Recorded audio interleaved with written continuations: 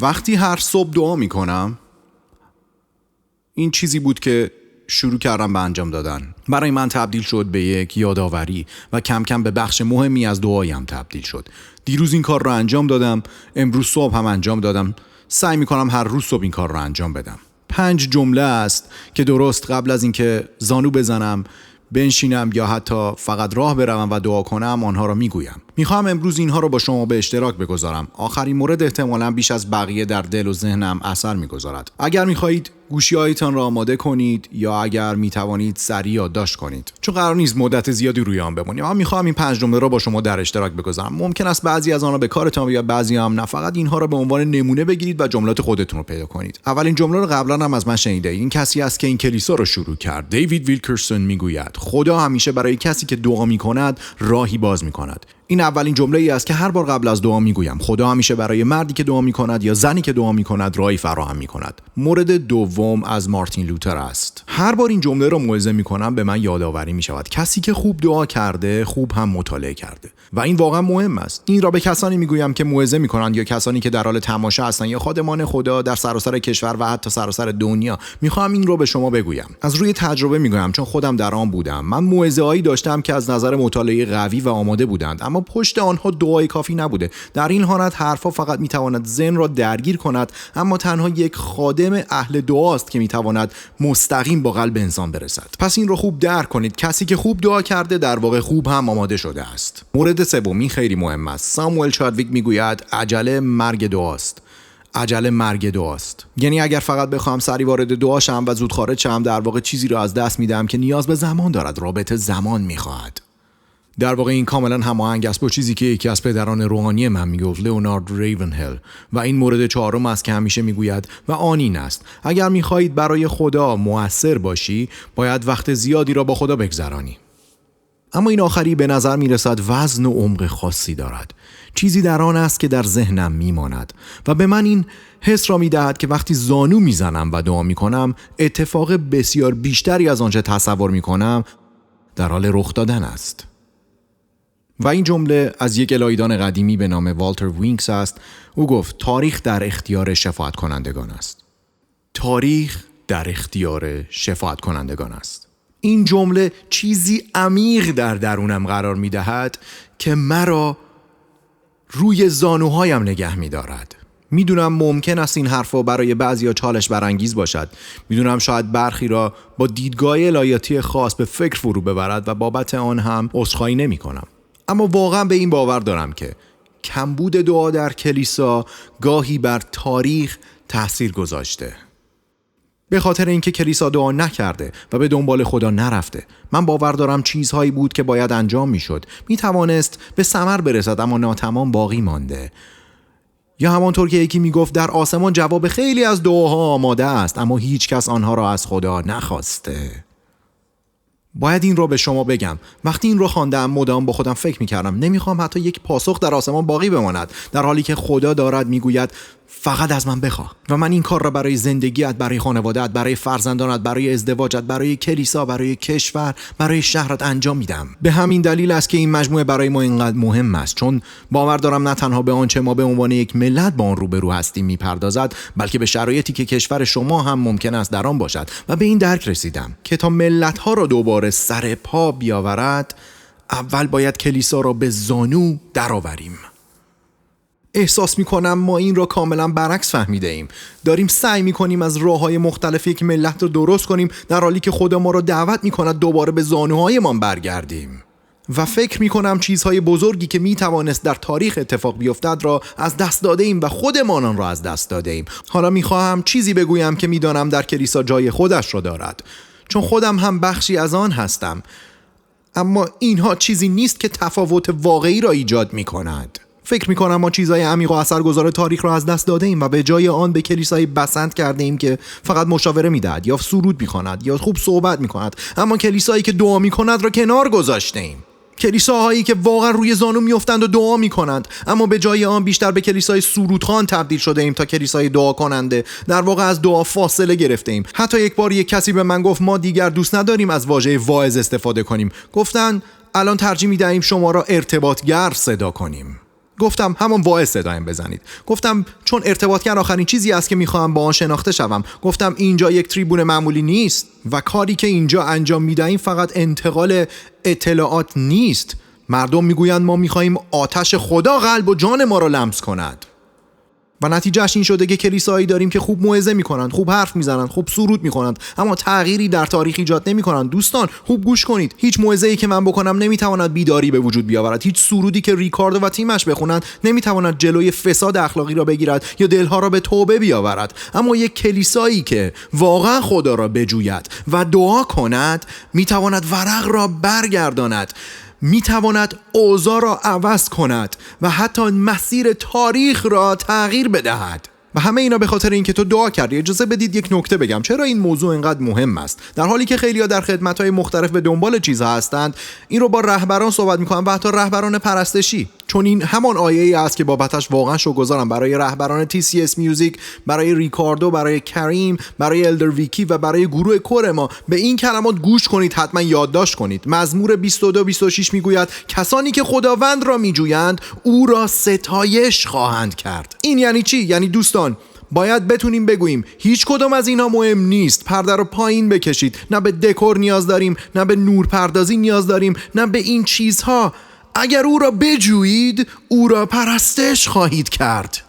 این به این معناست، یعنی اولویت اولین است که وقتی این تکیهگاه ظاهری را کنار میگذاریم، اگر واقعا کلیسایی باشیم که دعا میکند و خدا را میجوید، به طور طبیعی تبدیل میشویم به کلیسایی که دستهایش را بلند میکند، صدایش را بلند میکند و شروع میکند خدا را پرستش کردن. خدا را بجویید و او را پرستش خواهید کرد. در اواخر قرن 19 5 دانشجوی جوان یک شنبه در لندن انگلستان بودند چون میخواستن به کلیسای معروف متروپولیتن تابرناکل بروند و موعظه چارلز اسپرژن را از نزدیک ببینند. برای همین زودتر به اونجا رسیدند تا مطمئن شوند جایی برای نشستن پیدا میکنند. ساختمانی که در آن زمان در خیلی از جاهای دنیا نظیر نداشت. در واقع یکی از اولین کلیسای بسیار بزرگ دنیا بود که هر یک شنبه صبح حدود 5000 نفر در آن جمع میشدند تا موعظه اسپرژن را بشنوند. نمیدونستن از کدوم در وارد شوند، پس یک در کناری وارد شدند و یک مرد مسن به استقبالشون اومد و گفت آقایون اجازه بدهید کلیسا را به شما نشان بدم. بعد یک پیشنهاد عجیب به اونا داد. گفت دوست دارید اتاق کوره را ببینید، همون جایی که این کلیسا را گرم نگه می‌دارد؟ راستش خیلی هم مشتاق دیدن اونجا رو نبودن. هوا هم یک روز گرم جولای بود، اما برای اینکه آن مرد رو ناراحت نکنن گفتم باشه حتما. او گفت تا شروع جلسه حدود 45 دقیقه وقت داریم. پس آن 5 دانشجوی الهیات را از پله ها پایین برده به زیر زمین در را باز کرد و گفت این اتاق کوره ماست. وقتی در باز شد دیدند 700 نفر از قبل جمع شدند و برای کلیسا دعا میکنند و او گفت آتش از همینجا می آید. اینجاست که همه چیز اتفاق می افتد. دوستان بعد آن مرد خودش رو معرفی کرد. اسپرژن بود. اون گفت دلیل این که میتوانم آنچه انجام میدهم را انجام دهم این است که مردمی که شما نمیبینید زیر این کلیسا در حال دعا هستند. میبینید چه چیزی آن کلیسا و هر کلیسایی را در آتش نگه میداشت؟ همان 700 نفری که در زیر زمین دعا میکردند. این کار شبان نیست، هیچ چیز دیگری هم نیست. این خداست که این کار را انجام میداد وقتی مردم دعا میکنند. نویسنده بزرگ در زمینه دعا اندرو موری میگوید هر جا دعا زیاد باشد حضور روح هم زیاد خواهد بود و هر جا حضور روح زیاد باشد دعا هم روز به روز بیشتر خواهد شد. این به خاطر دعای تو بود. وقتی به این 3 کلمه فکر میکنی میبینی اینها کلماتی بسیار قدرتمند هستند، کلماتی که یک نبی به یک پادشاه گفت. حالا به این گوش بدهید. این کلمات جریان یک ملت را تغییر داد. در زمانی که جنگ در آستانه وقوع بود این سخنان گفته شد و جنگی در سطح ملی را متوقف کرد. امروز بین 2 جلسه این فرصت را داشتیم که برای شبانانی دعا کنیم که انگلیسی بلد نبودند. مجبور شدیم از طریق مترجمی که از اوکراین آمده بود با آنها صحبت کنیم. این شبانان در خط مقدم خدمت هستند. نه فقط به پناهندگان خدمت می کنند بلکه به روستاها و مردمی که در نیاز شدید هستند. طبق آنچه به من گفتند حتی در نیاز غذا و مایحتاج اولیه. چیز شگفت انگیزی بود. وقتی با هم دعا می‌کردیم گفتیم خدای کلیسای دعا کننده در اوکراین برپا کن تا مسیر اوضاع عوض شود. مقدسینی را برپا کن که اهل دعا باشند. به من گوش کنید، حتی شمایی که شاید از روسیه در حال تماشا هستید، این می‌تواند مسیر اوضاع را تغییر بدهد. دوستان، همه چیز از اینجا شروع می‌شود. به همین خاطر است که در هفته‌های آینده در کلیسای تایم سکوئر، چه برای شما که آنلاین هستید چه شمایی که حضور دارید، اینها فقط موعظه‌ای نخواهد بود که بعداً تبدیل به کتاب شود و در ماه آگوست و سپتامبر به دستتون برسد و در گروه‌های کوچک استفاده شود، بلکه اینها چالشایی است که می‌خوایم به شما بدهیم، چه حضوری چه آنلاین.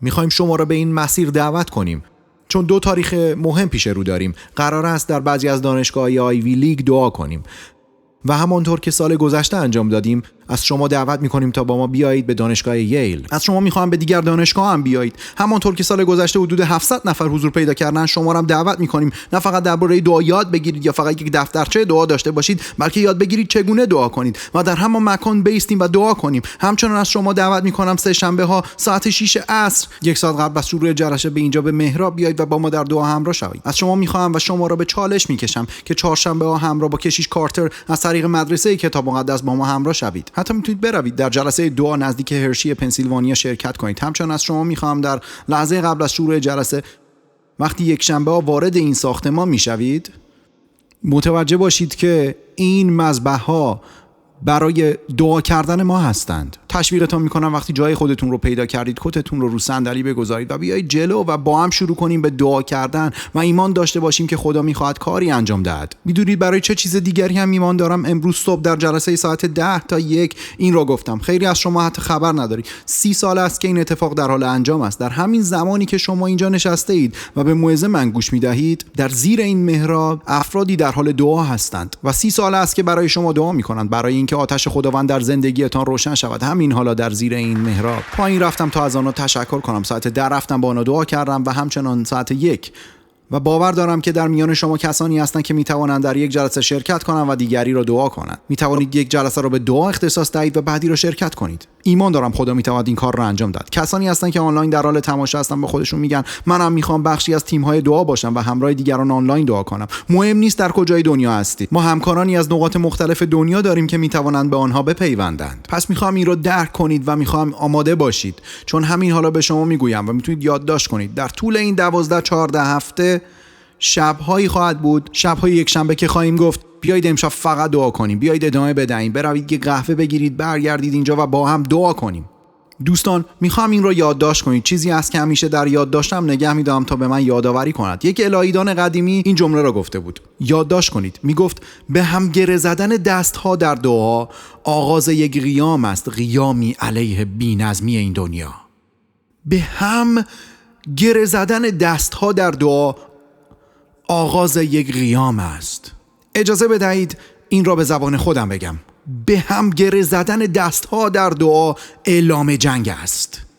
اعلام جنگ علیه گناه و اسارت. اعلام جنگ علیه قلبی که سرد شده است. این یک اعلام جنگ است. وقتی استن ما را در دعا هدایت می‌کرد تا دوباره باری برای گمشدگان در دلمان باشد. هر بار که دعا می‌کنیم در واقع اعلام جنگ می‌کنیم علیه چیزهایی که می‌خواهد تغییر کند. دوستان، به من نگاه کنید. به همین دلیل است که دعا کردن برای خیلی‌ها سخت است، چون دعا واقعاً چیزها را تغییر می‌دهد. به همین خاطر سخت است. بعضی از شما میپرسید چرا همیشه اینقدر سخت است، چرا مثل نبرده؟ چون وقتی دعا میکنید چیزا تغییر میکنه. برای همین سخت است. فکر میکنید وقتی تصمیم میگیرید دعا کنید هیچ مانعی پیش نمیآید؟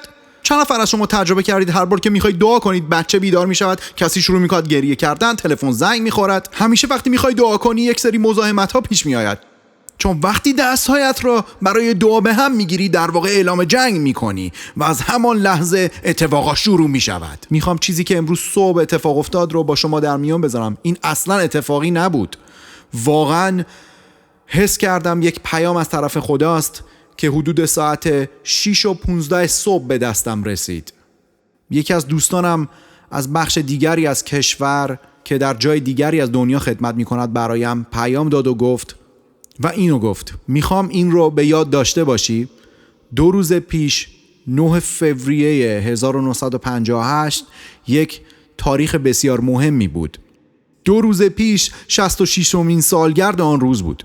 9 فوریه 1958. آن تاریخ روزی بود که دستهای دوها به هم گره خورد و یک اعلام جنگ صورت گرفت. میخوام به این کلمات خوب گوش بدهید. حتی خودم هم متوجه نشده بودم که آن تاریخ چه اهمیتی دارد تا همین الان که فهمیدم آن روز چه روزی بود.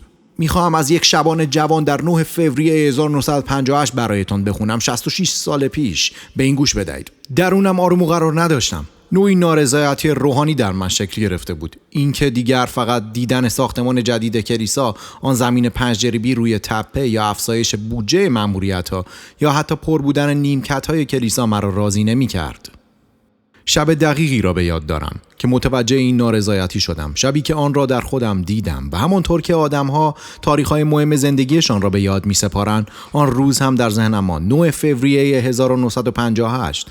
2 روز پیش 66مین سالگرد آن بود. و در آن شب تصمیم گرفتم تلویزیونم را بفروشم. حالا به ادامه حرفش گوش بدهید. با خودم فکر کردم هر شب چقدر وقت جلوی آن صفحه میگذرانم. حداقل 1-2 ساعت. خدایا چه اتفاقی میافتاد اگر این تلویزیون را بفروشم و آن زمان را صرف دعا کنم؟ در هر صورت فقط من بودم که در خانه تلویزیون تماشا میکردم. چه میشود اگر هر شب 2 ساعت کامل را در دعا بگذرانم؟ این فکر هیجان انگیز بود. اینکه به جای تلویزیون دعا را جایگزین کنم و ببینم چه اتفاقی میافتد. اما به محض اینکه این فکر به ذهنم رسید، شروع کردم به فکر کردن به بهانه‌ها و مخالفت‌هایی که ممکن است با آن داشته باشم. آن تاریخ که به آن اشاره شد در کتاب صلیب و چاقو زامندار آمده. کتاب دیوید ویلکرسون. متوجه هستید؟ تاریخ در اختیار شفاعت کنندگان است. بعضی از شما هنوز کاملا متوجه نشدید. میدونم ساعت 1 است و ذهنتون سمت سوپربال رفته و با خودتون میگید فقط امیدوارم که 6 تیم قبل از ساعت 6:30 تموم کنه. بذارید کمکتون کنم. اولا اینکه ممکن است آنقدر طولانی موعظه کنم که اصلا امشب بازی رو هم نبینید. فقط خواستم این رو به شما بگم. بعضی از شما میگید ما دیدیم که طولانی موعظه میکنه، شاید امشب هم همین کارو بکنه. اما بذارید این رو به شما بگم. اجازه بدید کمکتون کنم تا این رو هم بفهمید. شما اینجا نشسته اید چون دیوید ویلکرسون دعا کرد. برای همین است که شما اینجا هستید. متوجه میشوید؟ شما اینجا ننشسته اید چون کسی به یک سازمانی رفته باشد گفته باشد بیایید یک کلیسا تو نیویورک راه اندازی کنیم. نه نه نه نه نه.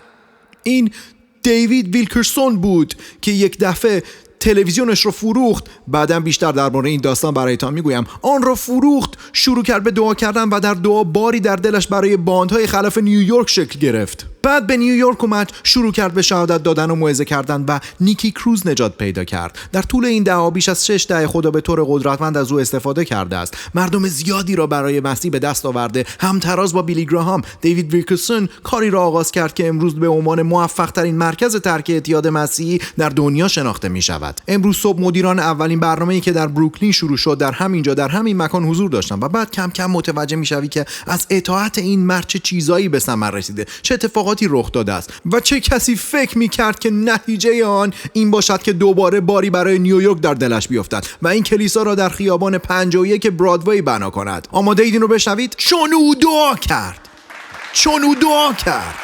پس شما اینجا نشسته اید در واقع در میان ثمره و شهادت آنچه وقتی دعا میکنید اتفاق میافتد.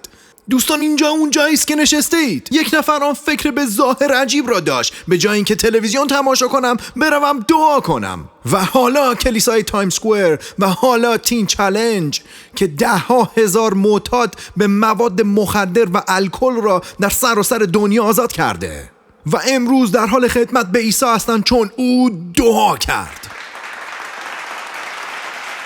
چون او دعا کرد این عبارتی است که از کتاب اشعیا می آید. این جمله به حزقیا گفته شد در دل داستانی که نشان می دهد خدا آماده است وارد عمل شود برای ملتی که در آستانه جنگ قرار دارند. واقعا جنگی نزدیک بود اتفاق بیفتد. حالا فکر کنید اگر در اسرائیل، اگر از آنجا در حال تماشا هستی، کلیسا به دعا برخیزد چه می شود؟ در اوکراین و روسیه چه اتفاقی می افتد؟ در کره شمالی چه می تواند رخ بدهد؟ اگر در کشور ما هم مردم به دعا برخیزند چه اتفاقی می افتد؟ این یک دعوت به دعاست برای همه ما. داستان حزقیا آنقدر مهم است که روح القدس آن را 3 بار در کتاب مقدس آورده است. اینقدر اهمیت دارد. در دوم تواریخ 32 آمده، در دوم پادشاهان 19 آمده و شاید جالب ترینش این است که در اشعیا 36 و 37 هم آمده، چون اشعیا معمولا داستانگونه روایت نمی کند. کتاب اشعیا معمولا پر از نبوت هاست، اما درست در وسط این فصل ها در اشعیا خدا یک داستانی را قرار می دهد، داستانی از این که چه اتفاقی افتاد وقتی یک نفر شروع کرد به دعا کردن و در آنجاست که این جمله را می بینیم: چون او دعا کرد. این پادشاه بزرگ حزقیا که به پادشاه بیداری روحانی معروف است، خودش را در موقعیتی می‌بیند که امپراتوری آشور آمده است به او حمله کند. در واقع چیزی که این حمله را به راه انداخته یا حتی میتوان گفت آن را تحریک کرده است، در دوم تواریخ باب 32 آیه 1 به خوبی دیده می شود. به این کلمات دقت کنید. پس از این امور و این امانتداری الان به این بخش برمیگردم. سنحاریب پادشاه آشور آمده یهودا را مورد تهاجم قرار داد، همان جایی که حزقیا پادشاه بود، و گرداگرد شهرهای حصاردار اردو زده در صدد برآمدن آنها را برای خود تسخیر کند. یعنی ارتش دشمن پشت دروازه های اورشلیم صف کشیده بود، صدها هزار سرباز آمده بودند که وارد شوند. و چیزی که برای من شگفت انگیزه همین جمله اوله. بعد از اعمال وفاداری، این واقعا قابل توجهه، چون وقتی به آن فکر میکنی متوجه میشوی. اجازه بدهید در مورد این کمکتان کنم، چون بعضی از شما این را تجربه کردید، چه تازه ایمان آورده باشید چه سالها یا دهه‌ها. جالب نیست به محض اینکه شروع میکنی آنچه خدا از تو میخواهد انجام بدهی، دشمن وارد عمل میشود. این حملات به خاطر گناه نبود، به خاطر وفاداری بود. یعنی همون لحظه ای که میگویی من میخوام برای خدا زندگی کنم، آماده باش، چون حمله در راه است. A.W. توزر درست میگفت درست بودن با خدا اغلب به این معناست که با انسانها دچار مشکل شوی. و به همین دلیل است که واقعا باور دارم حمله های دشمنگاهی خودش یک نشانه است، نشانه ای که نشان میدهد در مسیر درست قرار داری. جدی دارم میگم. پس وقتی با این جنگ ها و فشارهای غیرعادی روبرو میشوی، ممکن است دقیقاً در حال انجام همون چیزی باشید که خدا از شما میخواهد و دشمن دارد با همون چیز مقابله میکند. چون به محض اینکه تصمیم میگیری دعا کنی، وقتی دستهایت را برای دعا به هم میگیری به عنوان یک اعلام جنگ، نه تنها جنگ ها شروع میشود بلکه شک ها هم به سراغت میآید. وقتی به عیسی بله میگویی، وقتی به اطاعت بله میگویی، آن بخش دیگر داستان دیوید ویلکرسون را که می‌خواندم امروز صبح بعد از پیامی که برایم فرستاده شد ادامه اش را خوندم. وقتی دیوید ویلکرسون آن تصمیم را گرفت و گفت اگر شروع کنم به دعا کردن چه اتفاقی می‌افتد، همان لحظه در واقع دستایش را برای دعا به هم گرفت و از همانجا دشمن بلافاصله وارد عمل شد. و برادر دیو همانطور که ما صداش می‌کردیم گفت سعی کردم از زیرش در بروم. گفت کار را برای خدا خیلی سخت کردم. اجازه بدهید از کتابش برایتان بخونم. او گفت کار را برای خدا سخت کردم، چون راستش را بخواهید اصلا دلم نمیخواست تلویزیون را کنار بگذارم. گفت به عیسی گفتم کمکم کن بفهمم آیا واقعا این از طرف توست یا نه. بعد گفت پس این کاری است که میکنم. میخوام یک آگهی در روزنامه بدهم. اگر نمیدونید آگهی روزنامه چیه، این مربوط به قبل از دوران اینترنته. بعضی از شما شاید با خودتون میگویید اصلا روزنامه چیه. اون گفت میخوام یک آگهی برای فروش تلویزیونم در روزنامه بگذارم و این اگر واقعا از طرف توه، خریدارش خیلی زود پیدا شود. کسانی که در کلیسا بزرگ شدن اینو میدونن. به این میگن نشانه خواستن. میدونی یعنی چی؟ این شبیه این است که در کلیسا باشی و بگی اگر آن شخص دست چپش را برد بالا، همسر آینده است. بعضی وقتا ما اینطوری نشانه میخوایم. من با افرادی صحبت کردم که نشانه های عجیب غریب زیادی از خدا خواستند و جالب اینجاست که گاهی خدا همین نشانه ها را هم پاسخ میدهد. و دیوید ویلکرسون اینطور گفت اگر واقعا پشت این فکر هستی که من تلویزیونم را کنار بگذارم و دعا کنم، بگذار خریدارش خیلی زود پیدا شود. حتی گفت بگذار ظرف 1 ساعت بعد از چاپ آگهی خریدار پیدا شود. بعد گفت نه حتی ظرف نیم ساعت از وقتی روزنامه به دست مردم برسد در عرض 30 دقیقه باید به خانه تماس بگیرد و تلویزیون را بخرد. بعد این موضوع را با همسرش گوئن در میان گذاشت. گفت گوئن اصلا تحت تاثیر این حرفای من قرار نگرفت. اون گفت نیم ساعت؟ اون گفت دیوید ویلکرسون به نظر می آید اصلا دلت نمیخواد بری دعا کنی. و اگر گوئن ویلکرسون رو بشناسید میدونید دقیقاً همینطور حرف میزند. بعد ادامه میداد گوئن حرف درستی میزد، اما با این حال من آگهی را در روزنامه گذاشتم. یک صحنه واقعا بامزه در اتاق نشیمنمان شکل گرفته بود. بعد از اینکه روزنامه منتشر شد و من روی مبل نشسته بودم، تلویزیون یک طرف بود و از طرف دیگر گوئن و بچه‌ها نشسته بودند و به من نگاه میکردند. و چشمم به یک ساعت زنگدار بزرگ کنار تلفن بود. 29 دقیقه گذشت. گفتم خب گوئن، مثل اینکه حق با تو بود، پس من دیگر لازم نیست که ناگهان تلفن زنگ زد. گوشی رو برداشتم، صدایی گفت شما یک تلویزیون برای فروش دارید. گفتم بله، خود دیوید ویلکرسون هستم. گفت درسته یک تلویزیون RCA است؟ شاید بعضی از شما اصلا ندونید RCA چی هست. یک تلویزیون RCA سالم 19 اینچ 2 سال کار کرده، چقدر برایش میخواهید؟ دیوید ویلکرسون گفت $100. تا همون لحظه اصلا به قیمتش فکر نکرده بودم. مرد گفت میخرمش. ویلکرسون گفت نمیخوای حتی بیای و آن را ببینی؟ مرد گفت نه، 15 دقیقه دیگه میرسم و پولش هم همراه میآورم. و بعد دیوید ویلکرسون این جمله را گفت: از آن روز به بعد زندگی من دیگر مثل قبل نشد، چون تو دعا کردی. دوستان، وقتی دستایت رو برای دعا به هم میگیری در واقع اعلام جنگ میکنی. یعنی نیکی کروز نجات پیدا خواهد کرد، قبیله ما به مسیح ایمان خواهد آورد و تین چالش. فکر میکنید چرا دشمن اینقدر مقاومت میکرد و چرا خدا درست در دقیقه 29 وارد شد و آن تلویزیون 19 اینچ RCA را فروخت؟ حزقیال چه کاری کرد که این جنگ ها شروع شد؟ آن اعمال وفاداری چی بود؟ کتاب مقدس در دوم پادشاهان 17 و 18 به ما میگوید او شروع کرد به برداشتن مکانهای بلند و اشیای مذهبی را در هم شکست. اشیای مذهبی را که در ابتدا برای هدف خاصی ساخته شده بودند، اما مردم کم کم آنها را تبدیل به چیزهایی برای پرستش کرده بودند و خدا گفت من اینها را برای هدفی به شما داده بودم، اما حالا خود آنها را دارید میپرستید. او اینها را برداشت و کاملا خرد کرد.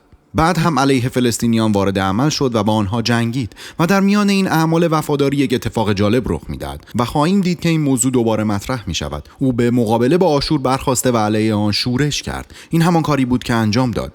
این را در ذهنتون نگه دارید. او علیه آن قوم آشور شورش کرد.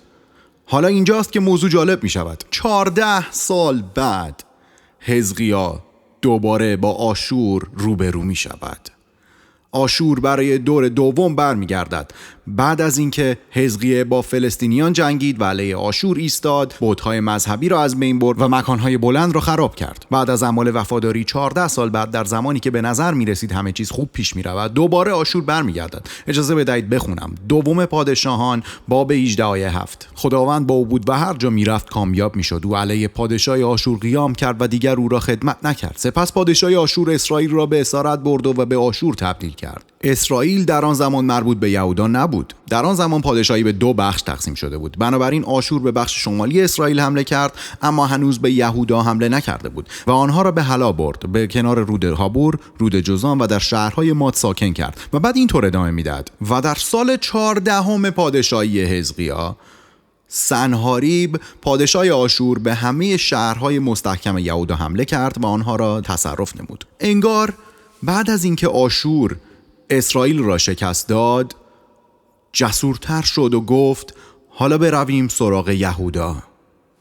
این پیروزی به آنها جرأت داد که به سراغ حزقیال بروند. راستش همیشه تردید داشتم این بخش رو بخونم یا نه، اما حس میکنم خیلی مهم است که این قسمت گفته شود، چون درست در میان داستان، قبل از اینکه حزقیال تبدیل به یک شفاعت کننده شود و همانطور که گفتیم تاریخ در اختیار شفاعت کنندگان است، حزقیال سعی میکند وارد مذاکره شود. دوستان به من نگاه کنید. شما هرگز نمیتونید با شر مذاکره کنید. نمیشود با بدی سازش کرد و با شرارت به یک توافق رسید. حالا گوش کنید، اینجاست. ببینید چی کار میکند و واقعا نمیدونم چه چیزی باعث شد از این حالت بیرون بیاد، اما یک لحظه هست که با خودم میگویم حزقیال، تو پادشاه بیداری هستی، داری چه کاری میکنی؟ اجازه بدید براتون بخونم. این در آیه 14 آمده: آنگاه حزقیال، این بعد از آن است که آشور 14 سال بعد دوباره برمیگردد. آنگاه حزقیال پادشاه یهودا از لاکیش برای پادشاه آشور پیغام فرستاد و گفت من خطا کردم. یعنی چی خطا کردم؟ تو علیه او ایستادی، تو نباید خودت رو به دست چنین مردمی بسپاری. او میگوید از من دست بردار، هر چی بر من بگذاری قبول میکنم و میپردازم.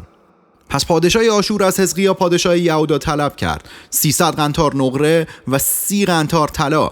این مبلغ واقعا بسیار سنگینی بود. پس حزقیا تمام نقره ای را که در خانه خداوند در خزانه های قصر پادشاهی پیدا می شد به او داد. دوستان اگر فکر می کنید این کافی بود، آماده اید؟ این دیگر نزدیک به التماس و خفت است. ببینید اینجا چی کار می کند. و در همان زمان حزقیا طلا را از درهای هیکل خداوند و از چارچوب درها که خودش یعنی حزقیا پادشاه یهودا قبلا با طلا پوشانده بود جدا کرد و آن طلا را برداشت و به پادشاه آشور داد. حزقیا داشت تبدیل می شد به یک معامله‌گر. بله، حزقیا.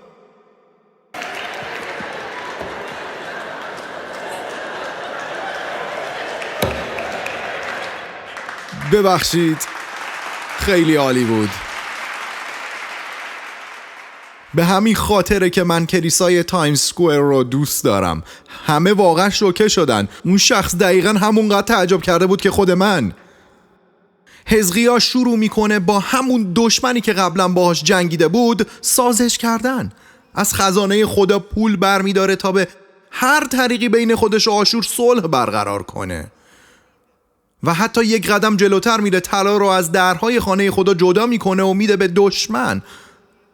حالا دوستان میخوام دوباره این را بگم، با شر مذاکره نمی کنید. با شر هیچ وقت قرارداد صلحی وجود نداره. و امروز این را خیلی جدی میگم، امروز کلیسایی که در دعا سست شده دارد الهیات خودش را با دشمن معامله میکند. به من خوب گوش کنید.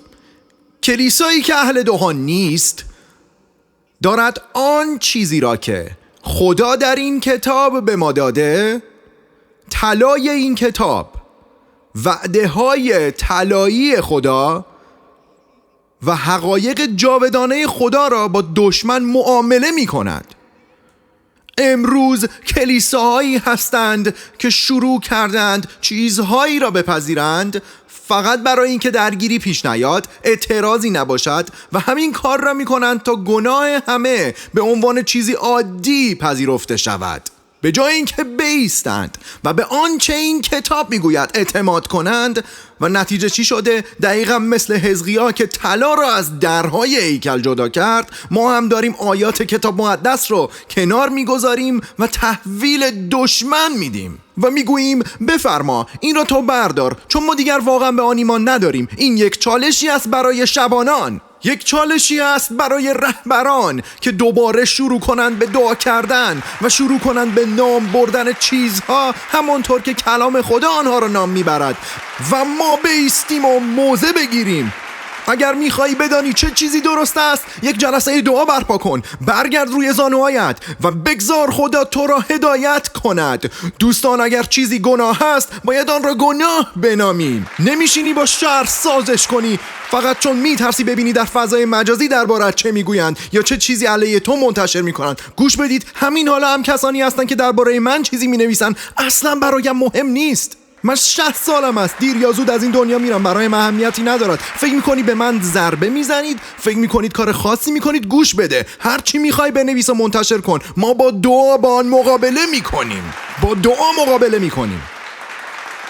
شما فکر میکنید که کیبورد شما یک سلاح است؟ این سلاحی است که خدا به ما داده.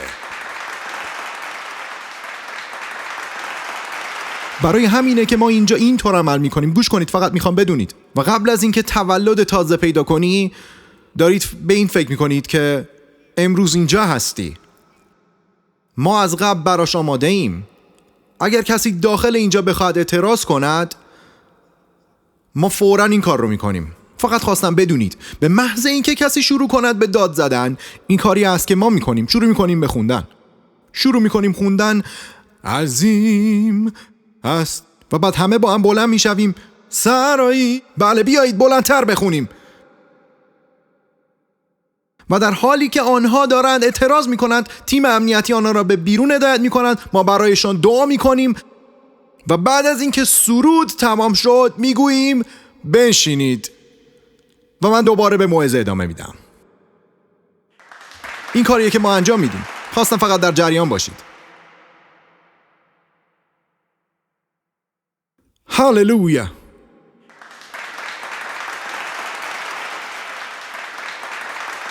این جی کمبل مورگان بود که گفت دلیل این که امروز مردم به کلیسا توجهی ندارند این است که کلیسا با سازش نفوذ خودش را از بین برده است. زمانایی هست که کلیسا باید به کسانی که میخواهند بر پایه سازش با او همراه شوند نه بگوید. و شاید دقیقاً همینجا بود که حزقیا به خودش آمد. شاید خدا او را تکان داد و به واقعیت برگرداند تا بفهمد که او قرار نیست مذاکره کننده باشد، بلکه یک شفاعت کننده. وقتی با دشمن سازش میکنی دوباره برمیگردد و بیشتر میخواهد. و وقتی میگی که باشه این رو قبول میکنیم، این رو هم انجام میدیم، دشمن بیشتر از تو میگیرد. ببینید چی شد. وقتی او تمام آن طلا را به آنها داد، سپس پادشاه آشور ترتان، ربساریس و ربشاقی را با لشکر بزرگ نزد حزقیا فرستاد. اون گفت طلا را گرفتم، حالا تمام لشکر را میفرستم تا همه چیز را تصرف کنم. پس آنها حرکت کردند و به اورشلیم رسیدند. او فقط به گرفتن خراج و پول قانع نبود، حالا آشور میخواست همه چیز را بگیرد. دوستان به من نگاه کنید. این دقیقاً همان چیزی است که در کلیسا اتفاق میافتد. وقتی خودت را گوش بده، وقتی سازش میکنی با آنچه در این کتاب ارزشمند است معامله میکنی، دشمن به همینجا بسنده نمیکند، بلکه برای گرفتن بیشتر برمیگردد. حالا ببینید آشور چقدر گستاخ شده. آماده اید این رو بشنوید؟ این بخش واقعا منو تکان داد. به آیه 25 نگاه کنید، جایی که میگوید آیا من بدون اجازه خداوند به اینجا آمدم تا آن را نابود کنم؟ میگوید من اصلا نیازی به اجازه خدا نداشتم که بیایم، از خدای شما عبور کردم. و بعد با حالتی شبیه تمسخر این را میگوید. این را ربشاقی میگوید. این حرف یک آشوری است. خداوند به من گفت برو و به این سرزمین حمله کن و آن را نابود کن. میبینید چی کار دارد میکند؟ دارد کلام خدا را مسخره میکند. یعنی میگوید خدا به من گفت بیام و همه شما را نابود کنم. دقیقاً همین کار را میکرد. شروع کردم به تمسخر خدا. حالا به آیه 32 نگاه کنید. اما به حزقیا گوش ندهید وقتی شما را فریب میدهد و میگوید خداوند ما را نجات خواهد داد. آیا هیچ یک از خدایان قوم ها توانستند خود را از دست پادشاه آشور نجات دهند؟ کدام یک از خدایان این سرزمین ها توانستند قوم خود را از دست من رهایی بدهد که حالا خداوند بخواهد اورشلیم را از دست من؟ دشمن همینطور حرف میزند. ما به این میگوییم صدای مزاحم. چند نفر میدونن این صدا چیست؟ داخل فکرت نفوذ میکند. دوستان گوش بدهید. میخوام بگم دوشنبه همین هفته برای خودم چه اتفاقی افتاد. برای حزقیا 14 سال طول کشید تا آن صداهای مزاحم شروع شوند، اما برای من فقط 14 ساعت طول کشید که آن صداها شروع شد. به محض اینکه شروع کردم با شما صحبت کردن درباره مسیری که خدا دارد ما را به آن هدایت می‌کند برای رسیدن به 1 میلیارد نفر و جمع‌آوری 2 میلیون دلار تا بتوانیم آن کاری را که خدا می‌خواهد در سراسر دنیا انجام دهد ببینیم و اینکه ببینیم خدا درها را برای 187 کشور از 193 کشور باز کرده است و ما منتظر هستیم که 2 یا 3 کانال زبان دیگر هم راه اندازی شود و همچنین برنامه‌های دیگر که هفته گذشته برای شما توضیح دادم. به محض اینکه اینا رو گفتم انگار یک صدای آشوری وارد ذهنم شد و گفت عقل تو از دست دادی؟ 1 میلیارد نفر؟ این کاملا مسخره است. هرگز اتفاق نمیافتد. تو سوژه خنده شهر نیویورک میشوی. در همان 187 کشوری که میخوای به آنها برسی به تو خواهند خندید. و این صدا همینطور ادامه میداد. 2 میلیون دلار. هیچ کس چنین چیزی رو قبول نمیکنه. این کاملا غیر منطقیه. دوستان، و نتیجه‌ای که به اون رسیدم این بود. بدترین کاری که میتونی بکنی اینه که شروع کنی با اون صدا گفتگو کردن. شروع کنی باش صحبت کردن. آره، شاید شروع میکنی با اون صدا موافقت کردن. تنها فقط من بودم که این کارو کردم و به خودت میای و میگی این واقعا احمقانه است. چی دارم میگم؟ این واقعا. و ناگهان خدا میگوید لازم نیست با اون صدا حرف بزنی، باید با من صحبت کنی. بله اینطور نیست. این اون صدا برمیگرده و به تو میگه هیچ وقت به 1 میلیون نفر نخواهی رسید. این موضوع رو فراموش کن. ببینید آشور و انگار این هم کافی نبود. آنها فقط حرف نزدند بلکه برای حزقیا نامه فرستادند تا به دست پادشاه برسد. یعنی هم حرافی میکنند و هم به پادشاه نامه میفرستند. به دوم تواریخ باب 32 آیه 17 نگاه کنید. سنحاریب نامه‌های اهانت آمیز نیز درباره یهوه خدای اسرائیل نوشت. وای، این دیگر اوج گستاخیه. اون چنین بر ضد او سخن گفت: به همان سان که خدایان اقوام سرزمین‌های دیگر قومشان را از دست من نرهانیدند، خدای حزقیا نیز قوم خویش را از دست من خلاصی نخواهد داد. و بعد گفت: این رو بدهید به حزقیا. این فقط صداهای مزاحم نیست، بلکه نامه است. دوستان، این رو یادداشت کنید. این چیزی است که من یاد گرفتم و آن را از زندگی حزقیا فهمیدم. کسی که در حضور خدا زانو میزند میتواند در برابر هر کسی بایستد. کسی که در حضور خدا زانو میزند میتواند در برابر هر کسی بایستد. بله، این تنها چیزی است که برای حزقیا باقی مانده بود. پس دوستان، میخوام شما را به این نقطه برسانم. میخوام شما را به جایی ببرم که در آن یک مذاکره کننده تبدیل به یک شفاعت کننده میشود.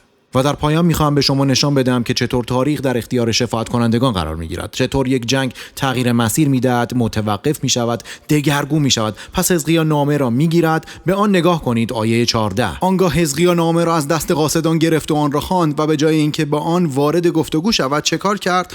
آنگاه به خانه خداوند درآمد. نامه را در حضور خداوند گسترد. دوستان گوش بدهید، بعضی از شما هم باید همین کار را بکنید. فرقی نمیکند از طریق پست باشد، یک پیام، یک ایمیل، آن را بگذارید جلوی خدا و دست از جواب دادن به پیام ها، ایمیل ها یا نامه ها بردارید. آن را در حضور خدا پهن کنید. این همان دعایی است که او کرد. حزقیا دعا کرد. آفرین حزقیا. فقط یه لغزش کوتاه داشتی، برای لحظه ای رفتی سمت مذاکره در حالی که باید شفاعت می‌کردی. حزقیا در حضور خداوند دعا کرد و گفت: ای خداوند، ای خدای اسرائیل، ای که بر کروبیان نشسته ای، تو خدایی و تنها تو بر تمام پادشاهی‌های زمین حاکم هستی. تو آسمان و زمین را آفریده ای. و اجازه بدید این را هم اضافه کنم، و حتی سنحاریب را. ای خداوند، گوش خود را خم کن و بشنو. ای خداوند، چشمانت را باز کن و ببین. به سخنان سنحاریب گوش بده که آنها را فرستاده تا خدای زنده را اهانت کنند. و واقعا ای خداوند، پادشاهان آشور ملت‌ها و سرزمین‌هایشان را ویران کرده و خدایان آنها را در آتش انداختند. چون آنها واقعا خدا نبودند، بلکه ساخته دست انسان بودند از چوب و سنگ، پس آنها را نابود کردند. و حالا ای خداوند، خدای ما، تمنا دارم ما را از دست او نجات بده تا تمام پادشاهی‌های زمین بدانند که تنها تو ای خداوند خدای ما هستی. هللویا. به محض این که این دعا را می کند، آماده اید؟ آیه 20. به محض این که این دعا را می کند، نبی ظاهر می شود. اشعیا پیغامی برای حزقیا فرستاده و گفت: خداوند خدای اسرائیل چنین می فرماید: چون درباره سنحاریب پادشاه آشور نزد من دعا کردی، دعای تو رو شنیدم. هللویا، هللویا. میگوید چون دعا کردی، نه چون مذاکره کردی، نه چون سازش کردی، نه چون به کلیسا اومدی، چون دعا کردی. گفت آن را شنیدم. دوستان، تاریخ دست شفاعت کنندگان است. همان دعا بود که مسیر یک جنگ را عوض کرد. اجازه بدید دو نکته ای را با شما در میان بگذارم و تمامش کنیم. اینها چیزایی هستند که خودم یاد گرفتم. نکته اول، این رو یادداشت کنید: دعا فقط واکنش ما به زمانهای سخت نیست. دعا جزئی از ذات ماست در تمام زمانها. متوجه میشوید چه میگویم؟ ما فقط وقتی اوضاع سخت میشود دعا نمی کنیم. ما دعا نمی کنیم چون به مشکل خورده ایم. ما دعا می کنیم چون اهل دعا هستیم. این دلیل دعا کردن ماست. بیلی گرام گفت دعای واقعی یک سبک زندگی است، نه ابزاری که فقط در مواقع اضطراری به آن رجوع کنیم. اون رو به عادت تبدیل کن تا وقتی نیاز پیش می آید از قبل در آن ورزیده و آماده باشی. این کاری است که ما انجام میدیم. ما همیشه دعا میکنیم. این چیزیه که خدا از ما میخواد. بی‌وقفه دعا کنید. در قطار دعا کن، در فرودگاه دعا کن، در سفر کاری دعا کن، در خانه روی غذا دعا کن، وقتی وارد کلیسا میشوی دعا کن، برای کسی که کنارت نشسته دعا کن. دعا کن، دعا کن، دعا کن. اگه مشکل پیش بیاد میگی من میدونم چیکار باید بکنم، فقط به سوی خدا فریاد میزنم. این روزا اونقدر درگیر تلفن‌هایمون شدیم که در ذات ماست که مدام بگیم گوشیم کجاست، گوشیم کجاست، گوشیم کجاست. دوستان، خودتون میدونید همه چیز اونجاست. چون با خودمون فکر میکنیم کل زندگیم اینجاست.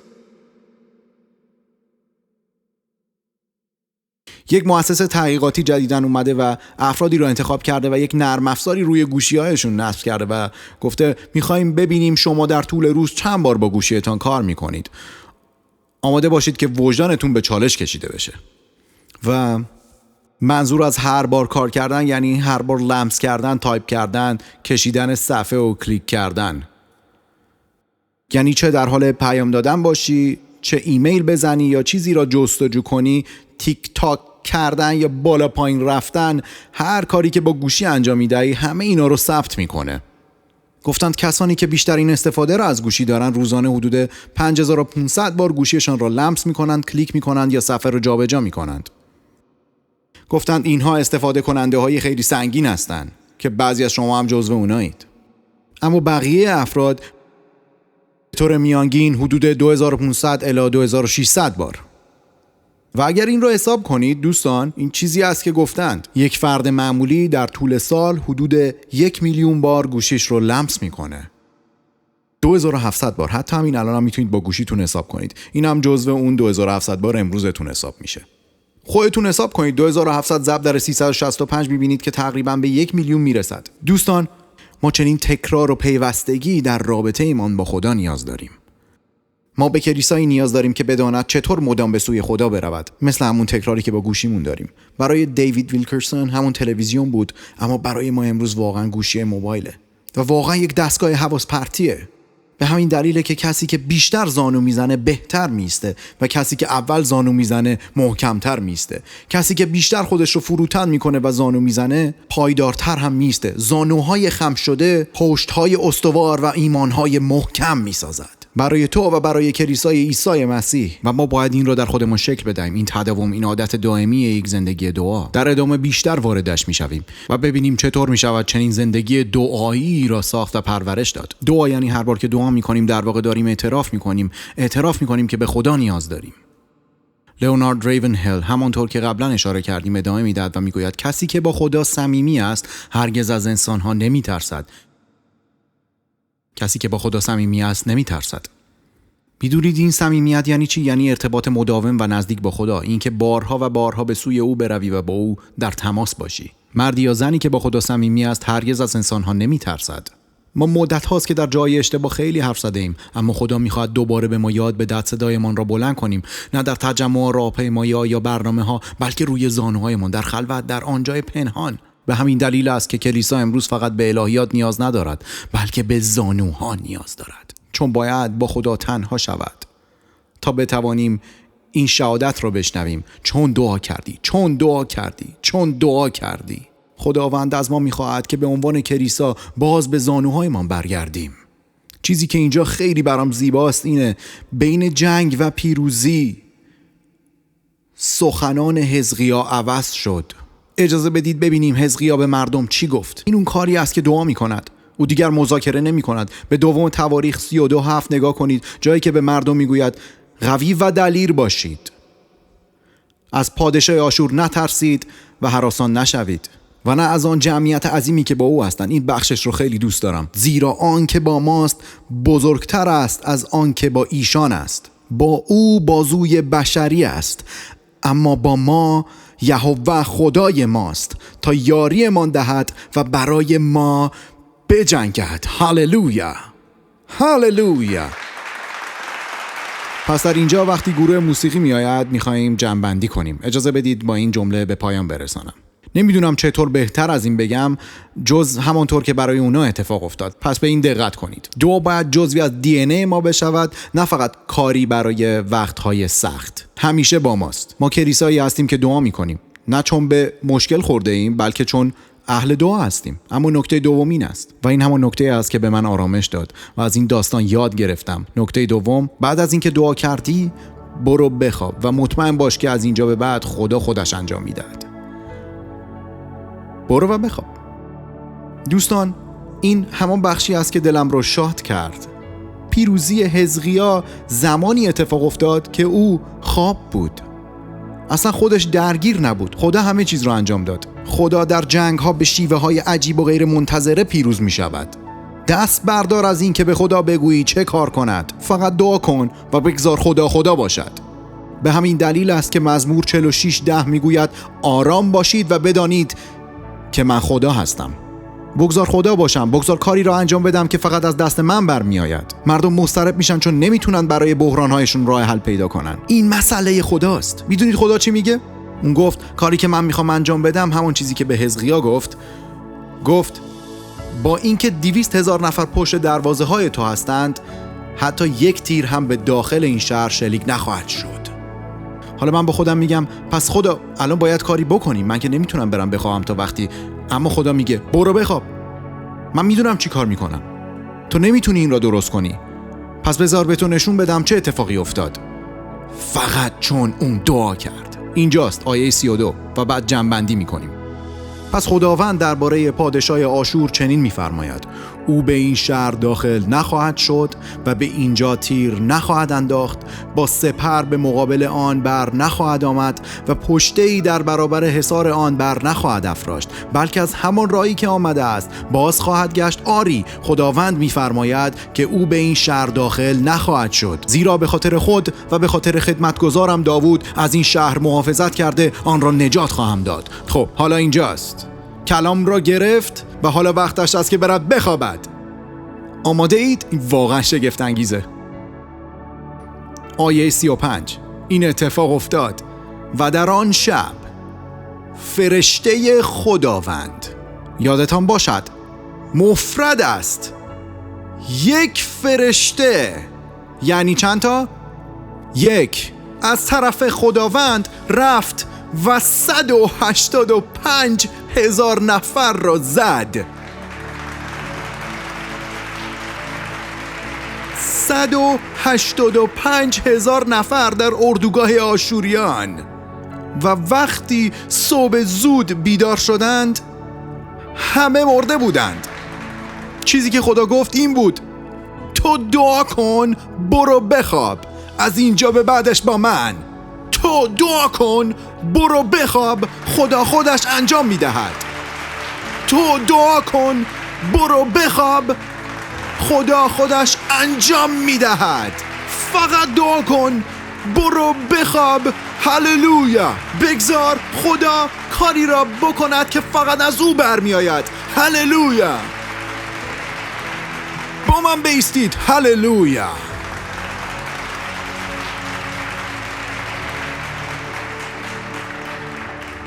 خدا جنگید در حالی که قومش خواب بودند. حالا یه سوال دارم: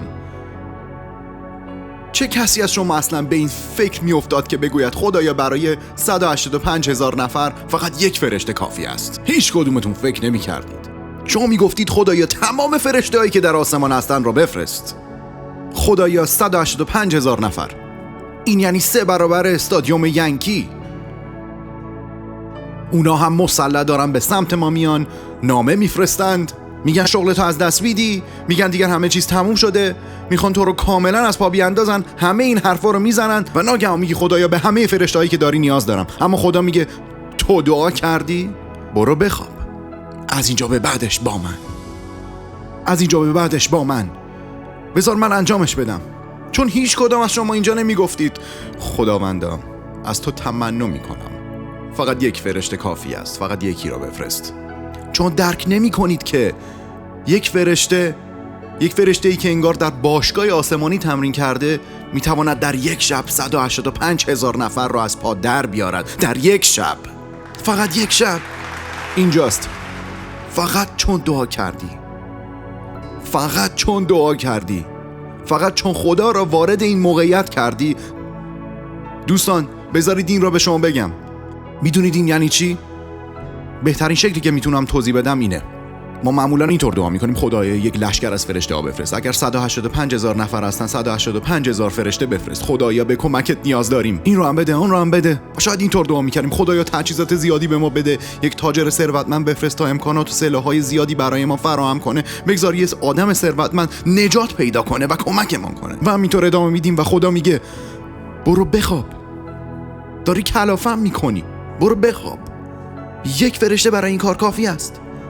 در حالی که تو داری محاسبه میکنی. بذارید بگویم یعنی چی. پولس در افسوسیان باب 3 آیه 20 اینطور توضیح میداد: جلال باد بر او که میتواند به وسیله آن نیرو که در ما فعال است بی نهایت فزونتر از هر آنچه بخواهیم یا تصورش کنیم عمل کند. این آیه رو ببینید. ما میگیم خدایا من به این، خدا میگه باشه گرفتم، فهمیدم، همین برام کافی است. اما من حتی نگفتم فرشته، لازم نیست چیزی رو مشخص کنی، فقط دعا کن. دعا نکن که دقیقاً چه باید اتفاق بیفتد، فقط مثل حزقیال دعا کن. تو حاکمی، تو بر همه قوم ها مسلطی. آنچه را که میدانی بگو و خدا کاری را انجام میدهد که تو حتی تصورش هم نمیتونی بکنی. او میتواند فراتر و بالاتر از هر چیزی که میخوایی یا حتی فکرش رو میکنی عمل کند. هللویا.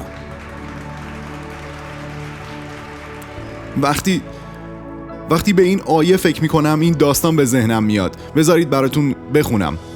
داستان زنی را میخواندم که تماس دریافت کرد و به او گفتن دخترش باید از محل کارش برگردد چون حالش خوب نیست. دخترش که تازه یکی از اولی شغلهایش رو شروع کرده بود در همون شهر. پس مادر به او گفت باشه برو خونه، من هم در راه از داروخانه رد میشم و داروات رو میگیرم. مادر رفت داروخانه و نسخه را گرفت، اما وقتی با دارو از داروخانه بیرون آمد متوجه شد کلیدهاش داخل ماشین جا مانده و درها قفل شده است. این مادر هم سن و سالدار بود و نمیدونست باید چی کار کنه. گفت خدایا حالا باید چی کار کنم؟ پس کاری که قدیمی ترها انجام میدادن را کرد. این قبل از ریموت و کلیدای امروزی بود. با یه چوب لباسی فلزی، چند نفر یادتونه که باید از لای در یا شیشه رد میکردی و سعی میکردی قفل رو بالا بکشی. چوب لباسی آورد اما حتی نمیتونست درست از لای شیشه رد کنه. گفت اصلا بلد نیستم با این چطور کار کنم. پس این کاری بود که کرد. آماده اید؟ افسوسیان 3:20. سرش رو پایین انداخت و گفت خدایا کمک بفرست. گفت کمتر از 3 دقیقه نگذشته بود که یک موتور هارلی دیویدسون با صدای بلند درست کنارم ایستاد. یک مرد ریشو که دستمال سر موتور سواری بسته بود و کت و جلیقه چرمی پوشیده بود از موتور پیاده شد. زن به او گفت میتونی کمکم کنی در ماشین رو باز کنم؟ و بعد گفت دخترم مریضه، کلیدام داخل ماشین جا مونده و قفل شده، باید هر چه زودتر برسم خونه، حتی بلد نیستم با این چوب لباسی در ماشین رو باز کنم. گفت کمتر از 30 ثانیه طول کشید. کارش رو تموم کرد. زن او را بغل کرد و با اشک گفت خیلی ممنونم، شما واقعا آدم خیلی خوبی هستید. و مرده گفت خانوم من آدم خوبی نیستم. گفت من همین دیروز از زندان آزاد شدم به جرم دزدیدن ماشین. به این گوش کنید، گوش بدید. آن زن دستایش رو بالا برد و گفت خدایا شکرت، نه تنها دعای منو جواب دادی بلکه یه متخصص فرستادی. شکرت عیسی. فراتر و بالاتر از هر چیزی که ما میخواییم یا حتی تصورش رو میکنیم خدا میتواند به نفع ما عمل کند، فقط به این خاطر که تو دعا کردی. چند نفر اینجا هستن که احساس میکنن دشمن مثل آشوریا پشت در ایستاده، به یک معجزه یا پیروزی نیاز دارن؟ بالکن، طبقه پایین و حتی شمایی که آنلاین هستید، اگر همین حالا به پیروزی نیاز دارید، ما این سرود را میخونیم، شما سریع بیایید جلو. میخوایم همین الان برای آن پیروزی دعا کنیم. ما ایمان داریم. الان برایتون دعا میکنیم. بیایید جلو، از جاتون بلند شید. بالکن، منتظرتون میمونیم. اگر آنلاین هستید بنویسید من پیروزی را خواهم دید. بیایید با هم بخونیم. I'm gonna see your victory. I'm gonna see your victory. For the battle belongs to you. Gonna see. Come on, church. I'm gonna see your victory. I'm gonna see your victory. For the battle belongs to you, Lord. Gonna see you. When I'm down on my knees, when I'm praying for my need, belongs to you, Lord. Gonna see your victory. I'm gonna see your victory. For the battle belongs to you.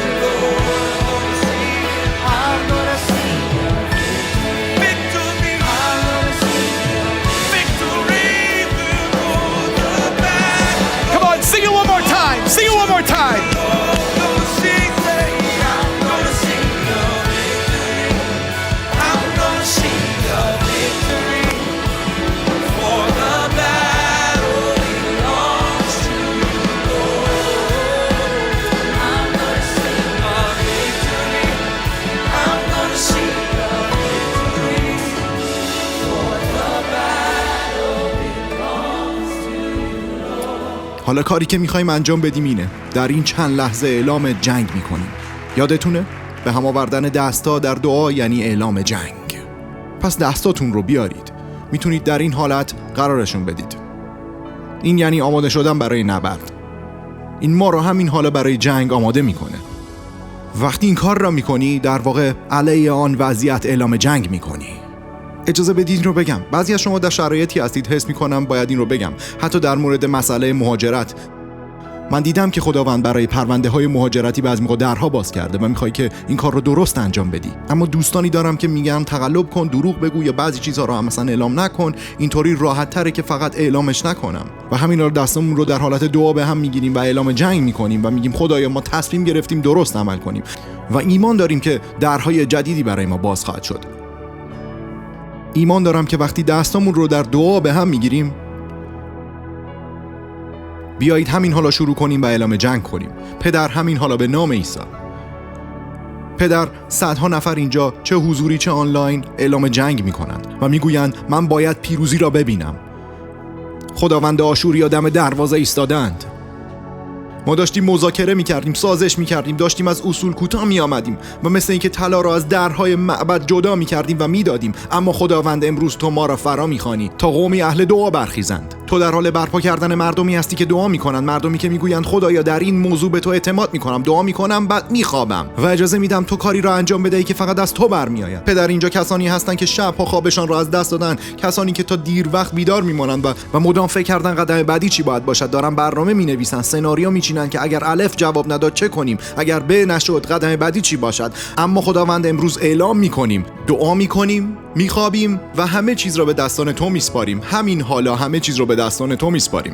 پس پدر، دعا میکنم مردمی اهل دعا برپا کن، کلیسای اهل دعا برپا کن، لشکری از شفاعت کنندگان برپا کن. تاریخ از آن شفاعت کنندگان است. تاریخ را تغییر بده. برای کسانی که تماشا میکنن دعا میکنم، برای کسانی که اینجا حضور دارن، چه روس، چه اوکراینی، چه یهودی، چه اسرائیلی، دعا میکنم که در این کشورها شفاعت کنندگان برانگیزی، کسانی که بتوانند مسیر آن جنگ را عوض کنند، آن جنگ ها را تغییر بده. در خاورمیانه شفاعت کنندگان را برانگیز، در شهر نیویورک شفاعت کنندگان را برانگیز. خداوندا در آپارتمان های ما، در مدارس ما، در دانشگاه ها شفاعت کنندگان را برپا کن. دستایمان را در دعا به هم بگیریم و اعلام کنیم خدایا همین حالا مردمی اهل دعا برانگیز. به نام عیسی، به نام عیسی ما پیروزی را خواهیم دید. هاللویا، هاللویا.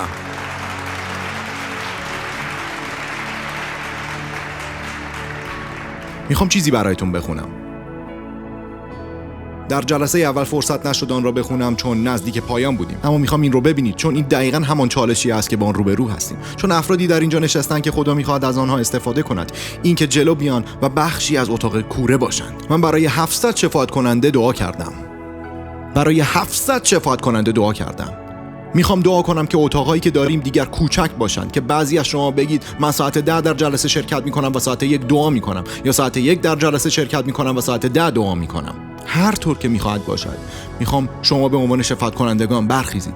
یکی از نویسندگان مورد علاقه‌ام درباره دعا، ساموئل چادویک، اینطور میگوید: بزرگترین دغدغه شیطان این است که مسیحیان را از دعا باز دارد. او از هیچ چیز نمیترسد. از مطالعه بدون دعا، از خدمت بدون دعا، از دینداری بدون دعا. او به زحمات ما میخندد، حکمت ما را به تمسخر میگیرد، اما وقتی دعا میکنیم به لرزه میافتد. به حرفام دقت کنید. گروه موسیقی، خواننده ها، اگر من بدون دعا بیام و اینجا بایستم، دشمن به ما میخندد. میگه باشه برو توی دانشگاه صحبت کن، برو هر جا میخوای حرف بزن. وقتی ما به استعداد و تواناییامون تکیه میکنیم، دشمن اینو جدی نمیگیره. صدای فوق‌العاده کافی نیست، استعداد عالی کافی نیست، هر کار شگفت انگیزی که میتونید انجام بدید کافی نیست. ما باید مردمی اهل دعا باشیم. چرا دانیال به داشتن روحی ممتاز شناخته میشد؟ چون مرد دعا بود. او روزی 3 بار دعا میکرد. ما هنوز حتی درباره دانیال هم صحبت نکردیم، اما چه چیزی او را از بقیه متمایز میکرد؟ پس اگر اینجا استادی در دانشگاه هستی، یا در خرده فروشی کار میکنی، یا در وال استریت، میدونی چه چیزی تو را متمایز میکند؟ اهل دعا باش. این تو را متمایز میکند. گوش کن. ممکن است فکر کنی که خب اون مدرکش از هاروارد، مال من از NYU، ولی هاروارد که بهتره. میدونم میخوای بحث کنی، فقط یک مثال بود، آروم باش. اما وقتی اینجا نشسته ای و اینطور فکر میکنی، اجازه بده این رو بگم. دوستان، آنچه واقعا تو رو متمایز میکند این است: یک زن اهل دعا باش، یک مرد اهل دعا باش. چیزیه که همه چیز رو متمایز میکنه. میدونید بزرگترین چیز چیه؟ آخرین نکته، بزرگترین چیز که همه چیز رو تغییر میده، آن یک دعایی که همین حالا میتونه تاریخ زندگیت رو عوض کنه. همین حالا وقتی دعا میکنی که مسیح وارد زندگیت بشه و همه چی رو دگرگون کنه، همون دعای تولد تازه است. این دعاییه که تاریخ میسازه. منظور چیه کشش تیم؟ این دعا تو رو همین حالا و برای همیشه تغییر میده. چرا؟ چون آسمان و ابدیت رو به روی تو باز میکنه. پس اگه همین حالا دعا کنی تا تولد تازه پیدا کنی، این یعنی تاریخ سازی. تاریخ از آن شفاعت کنندگان است. منظور چیه کشش تیم؟ عیسی این گونه گفت: هیچ مردی، زنی، هیچ دانشجویی، هیچ سالمندی، هیچ کس از نسل‌ها، هیچ کس نمیتواند پادشاهی آسمان را ببیند مگر اینکه از نو تولد یابد. این حرفای من نیست، این کلام خود عیسی است. یعنی همون جور که به صورت جسمانی به دنیا آمدی، بار دوم به صورت روحانی متولد شوی. این همون تاریخ سازی که از آن شفاعت کنندگان است. میتونی همین حالا دعا کنی و همه چیز تغییر کند. کشش تیم، چطور میتونم از نو متولد شوم؟ به سادگی الف باست. الف، اعتراف میکنم که گناهکارم، از درون شکستم. من، ریکاردو، لیا، همه ما در درون شکسته ایم و این وضعیت اسمش گناه است و من نمیتونم مشکل درون گناهم را با یک برنامه یا دارو درمان کنم. هیچ کشیشی، هیچ شبانی، هیچ کنیسه‌ای، هیچ مسجدی و هیچ قولی که بدهی و بگویی قول میدم دیگر این کار را نکنم، هیچ کدوم از اینا تغییر ایجاد نمیکنه. فقط خداست که اون رو میتونه درست کنه. ما فقط آدمای خطاکار نیستیم، گناهکاریم و به نجات دهنده نیاز داریم. چطور این اتفاق میافتد؟ به ایمان بیاور. ایمان بیاور که خدا پسرش رو 2000 سال پیش فرستاد تا مشکل گناه من رو حل کند. او مرگی رو مرد که من سزاوارش بودم. زندگی را زیست که من هرگز نمیتونستم زندگی کنم و پاداشی را به من داد که حتی لایقش نیستم. آسمان و بخشش. و در آخر او رو به عنوان خداوند اعتراف کن. این یعنی چی؟ یعنی همینجا همه چیز از مذهب تبدیل می شود به رابطه. وقتی اون رو خداوند صدا میزنی، یعنی داری میگی تو فقط یک شنبه با من صحبت نمی‌کنی، بلکه هر روز با من صحبت می‌کنی. تو حق تصمیم نهایی داری. به من نگاه کنید. عیسی 2000 سال پیش نیومد و بر صلیب جان داد که فقط برای اینکه تو رو به کلیسا بیاره. این بیشتر مذهبه. عیسی 2000 سال پیش اومد تا تو رو به آسمان برسونه. برای همین اومد. میتونه همین الان اتفاق بیفته. آنلاین، در هر جای دنیا، ونزوئلا، کوبا، گوش کنید کنیا، گوش کنید گابن، همین حالا، انگلیس، فیلیپین، نیوزیلند و همینجا خیابان 51 برادوی. اگر امروز اینجا هستی و میخوای زندگی تغییر کنه و میگی میخوام از نو متولد شوم و بگویی میخوام همین حالا تاریخ زندگیم تغییر کنه، برای خودم، برای خانواده‌ام، برای فرزندانم و نسل‌های بعد از من. کشیشتیم وقتی آن دعای تولد تازه را میکنیم، منم میخوام جزو آن باشم. سرتان رو بالا نگه دارید، چشمایتان رو باز کنید و بگویید من را هم در این دعا قرار بده. دستتون رو تا جایی که میتونید بالا ببرید و بگید. به همه این دستا نگاه کنید. دستا رو بالا نگه دارید. نگاه کنید چقدر دستا بالا رفت. بله اونجا، بله بالکن هم میبینمتون، وسط سالن، بله میبینمتون، بله میبینم. این فوق العاده است. بیایید با هم دعا کنیم. همه با هم با من تکرار کنید. خداوند عیسی عزیز، ایمان دارم که تو پسر خدا هستی. ایمان دارم که بر صلیب گناه من، شرم من و محکومیت من را به خود گرفتی و به خاطر آن جان دادی. تو به جای من داوری را پذیرفتی تا من هرگز در آن قرار نگیرم. از مردگان برخاستی تا من جایگاهی در آسمان، هدفی بر روی زمین و رابطه‌ای با پدر آسمانیت ببخشی. امروز ای خداوند عیسی، از گناهم برمیگردم تا تولد تازه پیدا کنم. بیایید بلند بگید خدا پدر من است، عیسی نجات دهنده من است، روح القدس یاور من است، کتاب مقدس راهنمای من است و آسمان خانه من است. به نام عیسی. و همه گفتند آمین و آمین.